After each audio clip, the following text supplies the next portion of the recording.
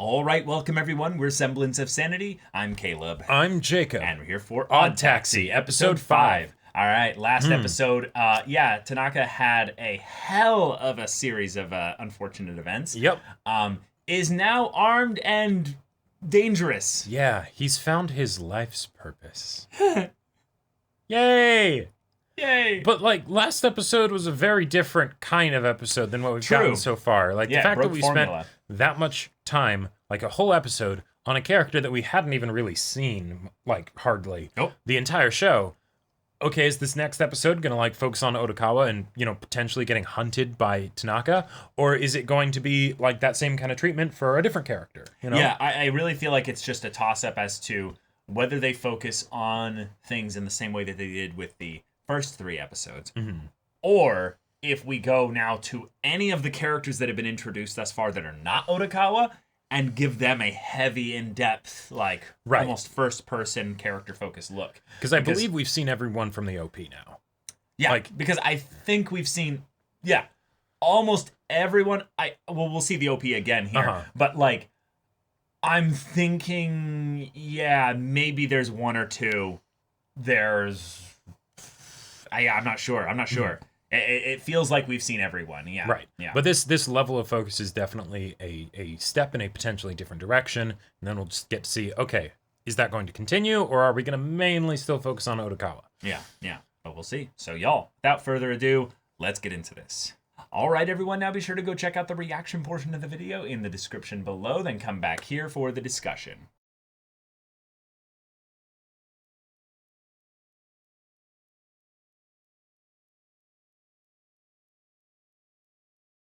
Oh boy. All right. All right. This was a big, main plot kind of focused one with regards to the disappearance. Yep. Of the cat girl. Lots of new information. Yeah, lots of new information, but kind of also, I would say, completing an extra, not perspective, but an extra bit of the package of perspective that we have on why this whole thing is connected to Dobu, and thus then back to his boss, but also Mystery Kiss. Yep. Which is a cool way to then bring in the perspective of rival factions that are using people as proxy, tools to get what they want out of this. Because it's not just about having all these different groups in the story, but if you want to keep it to something, one core, right, then you'll need to show how all the groups are connected in a pretty quick amount of time. Yeah. And we've got that here. Yeah, Mystery Kiss is a big deal now. Yep. This episode felt very kind of like part 2 of episode 3, with episode 4 being kind of a different thing. Here's this new character that's going to do all this stuff. But then it's all that stuff that Dobu was saying, let's give you some context so you understand a bit more of what he was talking about. Right. Because naturally he didn't want Odokawa to know too much. Right. So he was being intentionally mysterious, right? Yeah, exactly. Using, we see a bit of his external thought process, but we don't exactly get explanations of exactly what he means. Yeah. We also got every single member other than I believe it was Nikaido in the taxi with the manager, and Mitsuya put her phone there in a very I slipped this here. Yep. Definitely for the purpose of recording audio. And I love it because it's something where, it's that extra bit of personality for a member of Mystery Kiss that we hadn't really seen too much from. And given that she's the new, member and stuff and not as used to all this, it's nice to see her having some agency and basically, having a plan, right? Like she can tell that something's up. And even though she, acts totally natural about everything, slip, there you go. Yeah. Now the question is, how is she going to retrieve this? I'm guessing she probably took note of the taxi information when she was in there because she was planning to do this, and she'll be like, she can also potentially track her phone as well. Sure, yeah. Which is interesting because there was a very clear, I think, point of whence we realized that Tanaka was following them. Then when, thinking about that, we note that he makes a point of their GPS location at this spot there, which is almost like he's tracking them on the visual route, but we also could potentially have someone who's then able to then find their phone again by tracking this part here. A whole lot of stuff revolves around this one little taxi. I loved Odokawa's little comment of like, I'm basically one of those like classic bartenders. Authentic bartenders that has like the, you know, everybody's stories. Because that is kind of what this is, That's kind of what this is. And it's a trope in storytelling that I love. It's a thing that it's just a general aesthetic that I'm a big fan of. So the idea that they're so on the nose commenting on it, it's like, yes, awesome. Yes. Way to go. Very good. The manager, though, is tied to Yano. And this is the thread that's kind of been left dangling from Dobu's perspective for a while now. And it's also the one character in the OP outside of the missing girl. That we haven't seen yet. Very clear, like, distinct kind of hairstyle of sorts. Yeah, looks porcupine, I think, or something like that. Yeah, kind of like a porcupine or something. But this character might be using Mystery Kiss for maybe a little bit of extra money, some kind of extra thing there. But also, Jacob and I were talking about, in between the discussion and the reaction, about the idea of, what was it, Jacob? Something about the masks. Oh, yeah. So this episode, because it felt kind of like a part 2 of episode 3, and it implies there's like a part 3 or 4 coming as well. I wasn't meaning that, but just that the information that we got, we kind of had to piece back together with episode 3 to make sense of it. So we actually spent a good amount of time looking at things and whatnot. We might still have some of this off, but, you know, I think we're pretty close. And that's the idea that, Yano is the rival. He has his fingers in a lot of different pies, including Mystery Kiss. Mystery Kiss is theoretically connected to the girl who went missing because the manager... Don Chan's daughter, friend of the boss when they were old classmates or something like that. Okay, cool. But she might have been like a member or a prospective member of Mystery Kiss or something like that. She is gone. We had one of the other members saying that the lead member, Nikaido, very easily probably would kill someone to get ahead, and who knows, she's probably already done that, right? That might have just been a general, like, you know, she's probably that kind of person, or that person might have been thinking of a potential specific example. Yeah. Because one of the other things that's interesting about this is that if you have a girl that ran away from home, and Dobu was talking about that person as if they were one of the current members of Mystery Kiss. But when was that? In the car. He was saying like, so you know, could one of the boss's classmates' daughter be one of the? They were saying connected, I think. No. So this was a line that we were really confused by, because it almost seemed like it might be a mistranslation or something, because there was a lot of like connecting like pieces and things like that. Yeah, I'll bring it up again. Yeah. But what we have that it says is that he believes that that one of the members is the daughter. Right, not connected, but is the daughter, right? And what that means, and how that changes motivations and motives and things like that, like motivations and motives, but how that changes things, we're not entirely clear on yet, right? And that's why it would be great to have, you know, additional stuff to help clarify this. But because there's a lot of characters that don't have a full picture, right? Yeah. And they're trying to piece things together, and a lot of the characters are very much motivated and it is in their best interest to keep everyone else in the dark, right? Because they have their own secrets and things. But if this is either she's, you know, connected in some way, right? Or she is one of the actual members, or maybe Dobu has it wrong and she is maybe the person who went missing. Because, like, there's the whole idea of a girl ran away from home, right? Yeah. Because of the connection of Dobu's boss to his old classmate, right? Maybe the... Well, let's just keep it simple here. Don Chan's daughter is the one that went missing. Right. That's what we know. The classmate part is just a potential bit of world building about who Don Chan is. We don't need to really know about that.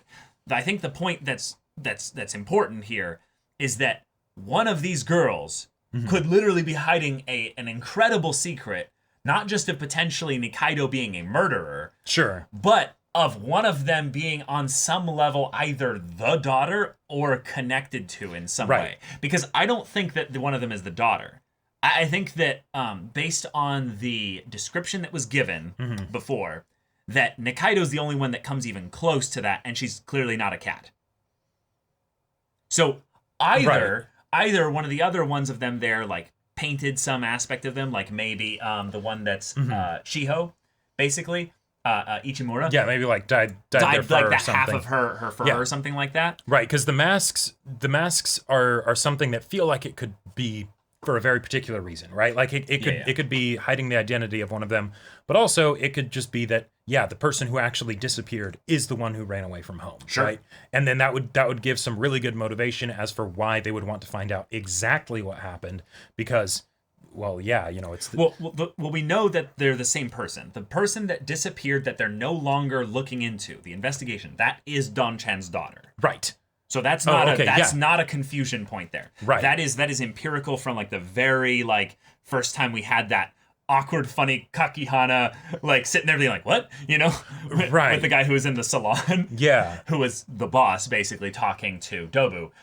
So the question is Dobu's assessment of the situation correct here? I don't think it's 100%. Yeah, I don't think it's quite right. Because I feel like he's missing some aspect of the picture just as much as we are. Right, but I wouldn't be surprised if there was something where there was some kind of he's on the trail. He's on the trail of something, right. and if there was some kind of replacement or whatever, where he thinks that Don Chan's daughter is one of the current members, but maybe Don Chan's daughter was actually killed and replaced or something. They figured out how to. I don't know if that would really work, but yeah, I feel like those are some interesting leaps and stuff like that. But I'm not following the process by doing that, other than Dobu is making a guess here, right? And we're. I want to acknowledge that that's what it is. It's a guess, right? Because and this is one of the things that usually trips me up whenever I'm following along with complicated mystery stories. Is the idea of red herrings, right? Where when you have someone who doesn't quite have the full picture and they're trying to figure things out, and then they'll make assumptions or conclusions or guesses about something with information that they have but the audience doesn't, and figuring out what is solid and what can be relied on and stuff, that usually trips me up. So that's why I don't treat kind of the things that characters say in these kinds of things usually as exposition unless it gets doubly referenced.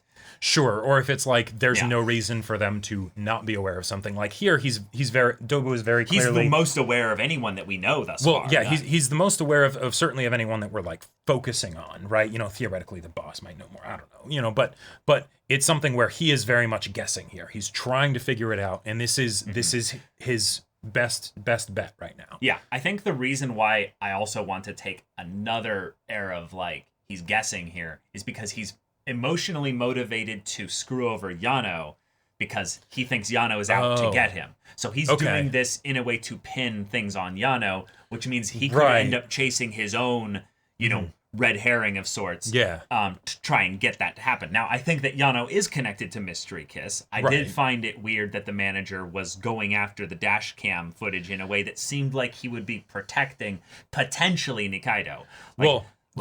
Sure. Yeah. That's the kind of thing where it's whoa.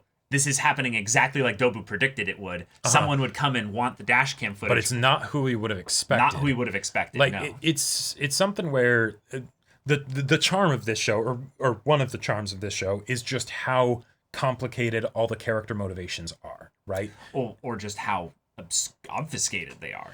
Sure. I mean, most of them aren't really complicated. clear. Maybe not the individual character motivations, the web of aggregate character motivations. Right. Yeah. And we will have to see how that unfolds. But right now, my interest is thoroughly piqued.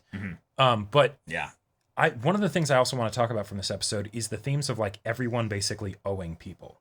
Did you pick up on that? Like the way that literal or figuratively? Both. There was the literal thing with the loan at the end. Right. There was the literal thing with the loan, but then there was also the whole thing of Shirakawa owing money and that potentially being what caused all of this stuff to happen. But then also just Goriki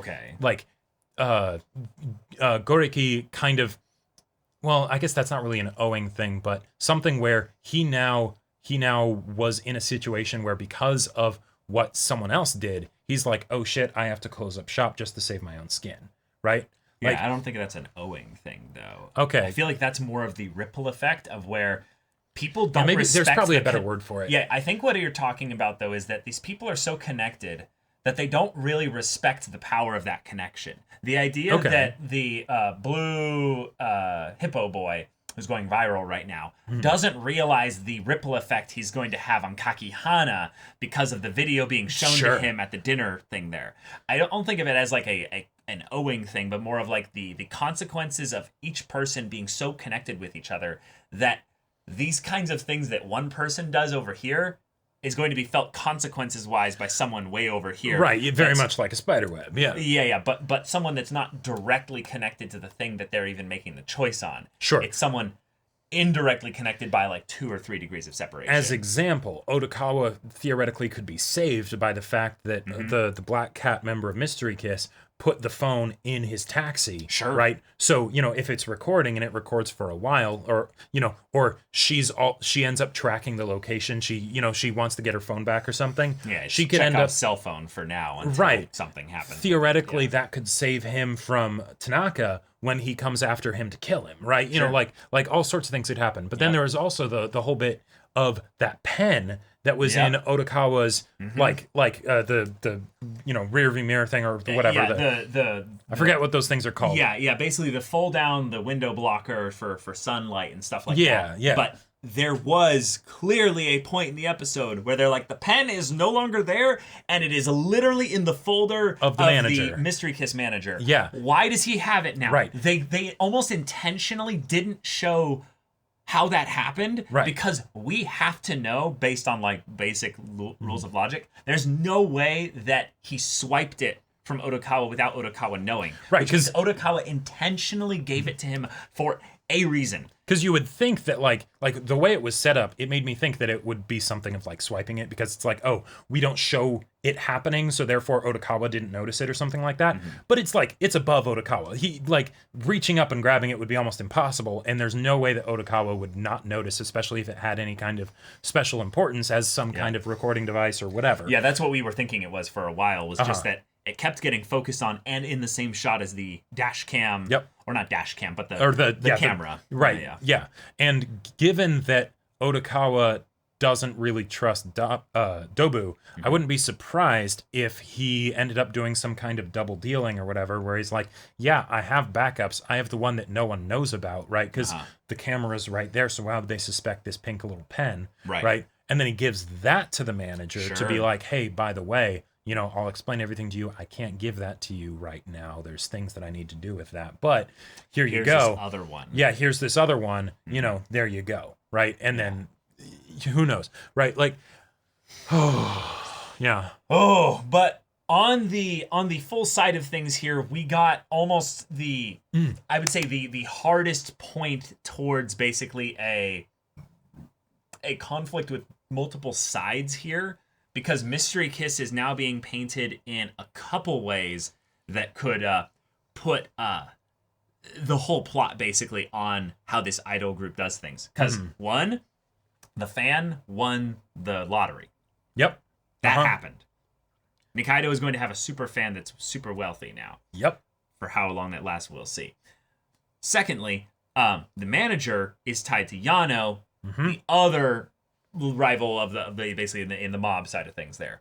But also potentially the place that Odokawa dropped off someone that made him recognize what's the name? Ichimura, I believe it was Ichimura, or was it actually Mitsuya? Which one did he recognize? Sure. That's a good point. Well, because he recognized the one that was going on the date with Kakihana, but yes, that's who it was. Yeah, but it was Ichimura. He didn't recognize Mitsuya. Right, but it almost gave me the vibe that the manager might have, especially if the manager had started doing some dealings with Odokawa up for the pen and things like that, that he might have been asking more of, where did you drop off the girl that went missing? Yes. Like where did you leave her off? What happened? So that way he can get more information, right? And then maybe that's how the whole conversation started that got him the pen. Who knows? But the pen, we don't know how he got that. But yeah, he didn't seem to care directly about you recognized her. It just came up later after he was like, oh, I'd like to enlist your services for a little bit there. Oh, and this was the area that you dropped her off at? Okay. And he originally tried to pass her off, interestingly enough, the girl who went missing, as, it must have just been one of the other Mystery Kiss girls, right? They wear masks and stuff, right? But oh no, Mm-hmm. one was a calico cat, and the other one was a bit different, right? So yeah, Oh yeah, but I remembered why I got the sense of like owing almost from this episode is because Odokawa now is going to be out of his psychotropic medication because the clinic is shutting down, right? And he clearly has a dependency on that to some extent, right? And him and Goriki were talking about it. Well, it seemed like it was a thing of where he's like, "Oh, you haven't been giving me medication for a while, if anything." Oh, right. Hence I haven't been able to sleep, and that's thanks to you. Yeah. Basically, I think this is a thing of where there was a point when he was on drugs. Right. And he hasn't been on that for a while now. And that's probably why he can't sleep. And Goriki probably just can't give him more, not because of like prescriptions or something like that, but because no, I'm actually realizing like I'm out, or something. Or not like just that. Maybe it's that this is literally a thing where I should stop business. Like I can't.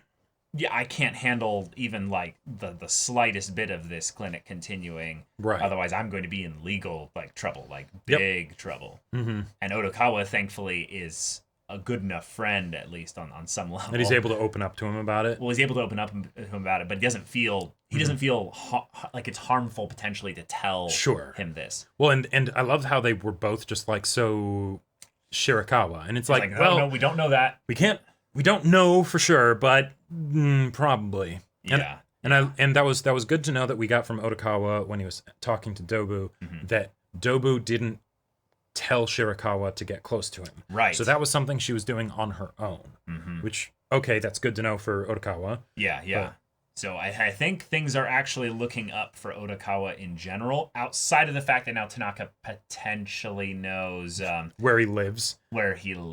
Yeah. Uh-huh. Now, that's actually an interesting thing here, is that Odokawa then went to the clinic from there and didn't encounter Tanaka. So at the very least, Tanaka wasn't going to do anything immediately. I'm guessing he's probably planning. It's I know where he lives. I can take my time and make sure that, I get him, basically. Yeah. So do you think he's actually capable of killing him, or do you think he's going to need to work up the, gumption to do this, and that's why he's kind of watching from afar? Normally, I would say yes, but I think there is absolute precedent to ignore that, given how unstable Tanaka is, right? Yeah. He doesn't even know what he's capable of right now. So I could absolutely see it being something where he ends up, trying to kill Odokawa and with no internal moral quandaries over it or anything like that. But yeah. Oh man, I am excited. I'm really excited. There's so much happening here, and the video where we get to see almost a yes, I will deal out justice. I will stop Dobu, and Kakihana's had been just talking about in the bar or the restaurant or what have you, our friend Dobu. So it's right. Oh no. Oh shit. Shit. And then also the fact that the hippo guy, we had him establish very early on that, of course it's fake. Like almost all stories online are fake, right? So even when he was going through all the list of the crimes and stuff, probably has no evidence for any of that. Now, Dobu probably has killed someone before, right? He definitely seemed to be comfortable with the idea when he was talking to Odokawa. It could have been a bluff or whatever, but he's probably done all kinds of shady shit. Yeah. But when he just went through the list of specific things of this is what he's done. Stones on train tracks. Right. And now that I think about it, that one doesn't quite fit in with the rest. It's Yeah, I'm really worried about him not necessarily not dying, but getting a shakedown at some point by the end of this show. I think that is a very good chance of happening, but I'm not worried, shall we say? No. I'm not worried about that, in that whether or not it's going to happen. But I think that in general, this is the point that the show is making, is that the actions that we take have ripple effects amongst society, or we live in a society, basically. But the idol group getting almost this big upgrade in terms of the main plot potential focus, I think is another social commentary metaphor thing on the ways in which they are essentially a social media brand. Oh, yeah, and then are trying to go viral to try and get all this stuff out. But then what does that popularity and connections that they then create that are incredibly vast, how does that spiderweb out into having more consequences than they would necessarily intend? And that fits pretty well potentially with maybe Blue Hippo Boy as being the example of how that could look like if you go viral because, oh, I stabbed a guy's face picture on a dartboard with a knife multiple times and talked about justice and how I'm going to do all this. And I'm like, hey, good luck with that, buddy. Yeah. Good luck. You went viral. Oh, no, not good luck. Good job. You did what you set out to do. You went viral. Yeah, you sure that's what you wanted? Like, I will check back with you in a year and see how things are going. Right. Like yeah, but I do really love all the stuff going in depth with Mystery Kiss because that manager is a cold motherfucker. Like, well, that's the thing. We don't really know much about him. It's just that the implications go into some really, really potentially shady things. Oh yeah, like but yeah, he was cold with regards to how he treated the girls with the sure, masks. You know, lose 5 kilograms and you're fired. You know, well yeah, but like the setup for they're not really important. Right. I have a diamond here, or a what did they say? A carbon gem. Carbon gem. Yeah. Yeah, and it's like. Why not call it a diamond? Yeah. Well, but then the whole thing of it being established yet again of why did we start wearing masks? That feels really weird. Oh, it was part of the contract. You know, the agency wants that. Yeah. Really? Yeah. Like, but okay. We're only in episode 5 and things seem to be heating up a lot. I really want to meet Yano though. I really feel like there's a potential like whole way things can blow up even more. Or things can get really simple once we actually like have him get in the taxi, basically. Sure. Well, and I mean, nothing else. Tanaka might make things a bit simpler because, you know, guns simplify mystery plots. So, yeah, I feel like Tanaka is waiting in the wings plot-wise. That's why he was given the whole episode for him. Sure, to be like when he has his big splash into the show, it will be a thing that we understand exactly why he's doing Sword of Damocles kind of it's going to drop eventually. Yeah. Much like a lot of the items and things, just, you know, little plot making lines their way stuff. around. Yeah, they're all little swords of Damocles in a way, just waiting to drop and then completely like change the whole dynamic. But that's episode 5. Y'all, thank you so much for watching this episode's reaction and discussion. If you want to see the next episode's reaction and discussion right now, though, go check out the link in the description below. For our Patreon, you can get an early access there. You can watch full-length timer reactions there, and all this comes with Discord access, so you can chat with us in the community there about this show, about anime in general, and also be sure to check out our Twitch channel. We stream every weekday. The info's in the description. Yeah, so if any of that interests you, we'll see you there. But until then, we're Semblance of Sanity. I'm Caleb. I'm Jacob. And we'll see you all next time.